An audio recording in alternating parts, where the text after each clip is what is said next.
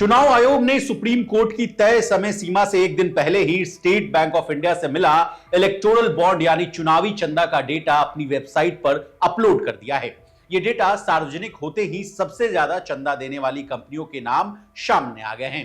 किस पार्टी को सबसे ज्यादा और सबसे कम चुनावी चंदा मिला है, यह भी पता चल गया है। चुनावी चंदे का डेटा ऑनलाइन होते ही हर किसी के मन में एक सवाल जरूर उठ रहा है कि सबसे ज्यादा चुनावी चंदा देने वाला शख्स कौन है, किस पार्टी को सबसे ज्यादा चुनावी चंदा मिला है, देश के कॉर्पोरेट घराने के लोगों ने कितना चढ़ावा दिया है। इन सभी सवालों के जवाब हम आपको इस वीडियो में देने जा रहे हैं। नमस्कार, आप देख रहे हैं लोकमत हिंदी और मैं हूं आपके साथ विशाल शर्मा। इलेक्टोरल बॉन्ड के आंकड़े सार्वजनिक होने से कई चौंकाने वाले तथ्य सामने आ रहे हैं। इस डेटा को डिकोड करने के बाद यह पता चल रहा है कि साल 2019 और 2024 के बीच राजनीतिक दलों को चंदा देने वाली सिर्फ 5 कंपनियों में से 3 ने इलेक्टोरल बॉन्ड उस वक्त खरीदे जब उनके यहां प्रवर्तन निदेशालय यानी ईडी और आयकर विभाग की जांच चल रही थी। अब इनके नाम और इनके काम को समझिए। चुनाव आयोग द्वारा गुरुवार को जारी आंकड़ों में इलेक्टोरल बॉन्ड का नंबर 1 खरीदार सैंटियागो मार्टिन द्वारा संचालित future gaming and hotels private limited है। लॉटरी कंपनी ने साल 2019 से 2024 के बीच 1300 करोड़ रुपए के बॉन्ड्स खरीदे हैं। अब ईडी वाला एंगल समझिए। ईडी ने 2019 की शुरुआत में फ्यूचर गेमिंग के खिलाफ मनी लॉन्ड्रिंग जांच शुरू की थी। उस साल जुलाई महीने तक ईडी ने 250 करोड़ रुपए से अधिक की संपत्ति जब्त कर ली थी। 2 अप्रैल 2022 को ईडी ने इसी मामले में 410 करोड़ रुपए की चल संपत्ति कुर्क की थी। इन संपत्तियों की कुर्की के 5 दिन बाद यानी 7 अप्रैल को ही फ्यूचर गेमिंग ने 100 करोड़ रुपए के इलेक्टोरल बॉन्ड खरीदे। इंडियन एक्सप्रेस की रिपोर्ट के मुताबिक ईडी ने सैंटियागो मार्टिन और उनकी company messrs future gaming solutions limited के खिलाफ पीएमएलए के प्रावधानों के तहत जांच शुरू की थी। इस कंपनी का नाम अभी तो फिलहाल में messrs futures gaming and hotel services private limited है, लेकिन पूर्व में इसका नाम मार्टिन लॉटरी एजेंसीज लिमिटेड था। बता दें, ईडी की जांच केंद्रीय जांच ब्यूरो यानी सीबीआई द्वारा दायर एक चार्जशीट के बाद शुरू हुई थी। अब कार्रवाई क्यों की गई, इन कारणों को भी समझिए। ईडी के अनुसार मार्टिन और अन्य ने लॉटरी विनियम अधिनियम 1998 के प्रावधानों का उल्लंघन करने और सिक्किम सरकार को धोखा देकर गलत लाभ प्राप्त करने के लिए एक आपराधिक साजिश रची थी। मार्टिन और उनके सहयोगियों ने 1/4/2009 से लेकर 31/8/2010 की अवधि के दौरान पुरस्कार विजेता टिकटों के दावों को बढ़ा चढ़ाकर दिखाया और 910 करोड़ रुपए की अवैध कमाई की थी। इस वजह से इन पर कार्रवाई की गई थी। अब आइए दूसरी कंपनी पर। राजनीतिक दलों को दूसरा सबसे बड़ा दान हैदराबाद स्थित mega engineering and infrastructure limited ने दिया है। इसने साल 2019 और 2024 के बीच 1000 करोड़ रुपए के बॉन्ड्स खरीदे।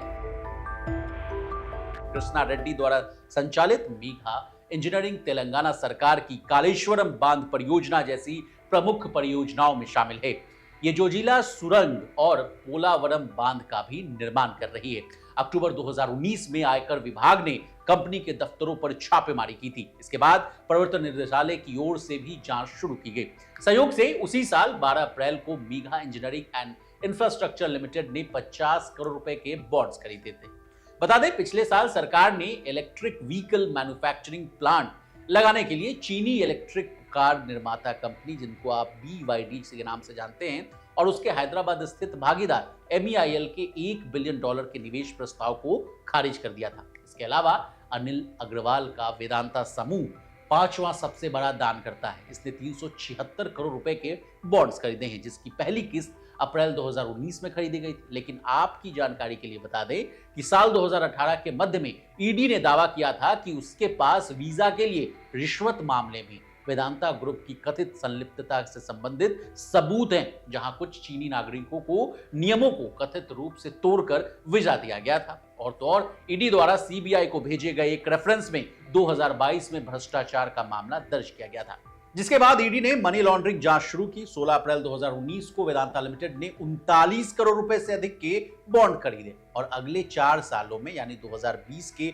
महामारी यानी कोविड क्राइसिस को छोड़ दें तो नवंबर 2023 तक वेदांता ने 337 करोड़ रुपए से अधिक के बॉन्ड खरीदे, जिससे वेदांता द्वारा खरीदे गए बॉन्ड का टोटल वैल्यू 376 करोड़ रुपए से अधिक हो गया। अब आइए जिंदल ग्रुप पर। जिंदल स्टील एंड पावर भी सिर्फ 15 दानदाताओं की लिस्ट में शामिल है। कंपनी ने इस अवधि में बॉन्ड के माध्यम से 123 करोड़ रुपए का दान दिया है, जबकि कंपनी को कोयला ब्लॉक आवंटन मामले में केंद्रीय जांच एजेंसियों द्वारा जांच का सामना करना पड़ा है। ईडी ने अप्रैल 2022 में विदेशी मुद्रा उल्लंघन के एक ताजा मामले से संबंधित कंपनी और उसके प्रमोटर नवीन जिंदल के परिसरों पर छापा मारा था। इलेक्टोरल बॉन्ड खरीदने वालों में कितनी कंपनियां ऐसी हैं जिन्होंने बैंक से अधिकतर 1-1 करोड़ रुपए वाले ढेर सारे बॉन्ड्स खरीदे? अब चंदा किन किन पार्टियों ने भुनाया है ये भी जान लीजिए। 426 पेज की चुनावी बॉन्ड को कैश कराने वाली इस लिस्ट में तमाम राजनीतिक पार्टियों के नाम दिए गए हैं। इनके नाम Bharatiya Janata party, president Congress, AIMDK, BRS, Shivsena, TDP, ISR Congress, Trinamool, JDM, Rakampa, Trinamool Congress, JDU, RJD, AAP और समाजवादी पार्टी हैं। इसी तरह देश और दुनिया की तमाम ताजा तरीन खबरों के लिए बने रहिए हमारे साथ और देखते रहिए लोकमत हिंदी।